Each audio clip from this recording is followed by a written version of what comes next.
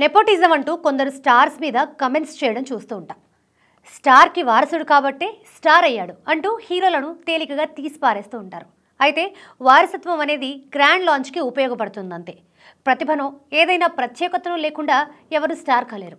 పైగా ఒక వారసుడు స్టార్ అవ్వడం వెనుక ఎంతో ఒత్తిడిని తట్టుకొని నిలబడాల్సి ఉంటుంది.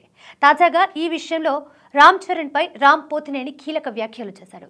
జగపతి బాబు హోస్ట్గా చేస్తున్న జయమ్ము నిశ్చయంబర షోకి రామ్ గెస్ట్గా వచ్చాడు. ఈ సందర్భంగా ఆయన మాట్లాడుతూ ఒక విషయంలో చరణ్ని చూసి బాధ కలిగిందని అన్నాడు. రామ్ నటించిన మొదటి చిత్రం దేవదాస్ పెద్దగా అంచనాలు లేకుండా విడుదలై ఘన విజయాన్ని సాధించిన సంగతి తెలిసిందే.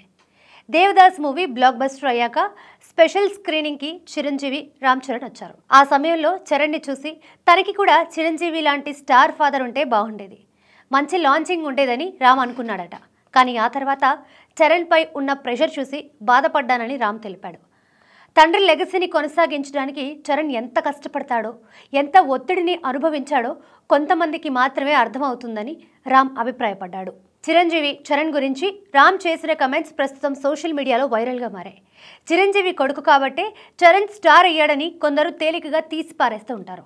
అయితే స్టార్ బ్యాక్గ్రౌండ్ లేని హీరో కంటే స్టార్ బ్యాక్గ్రౌండ్ ఉన్న హీరోనే ఇంకా ఎక్కువ కష్టపడాలి, ఒత్తిడిని అనుభవించాలని రామ్ ఒక హీరోగా ఇండస్ట్రీని దగ్గర నుండి చూసిన వాడిగా తన అభిప్రాయాన్ని వ్యక్తం చేశాడు.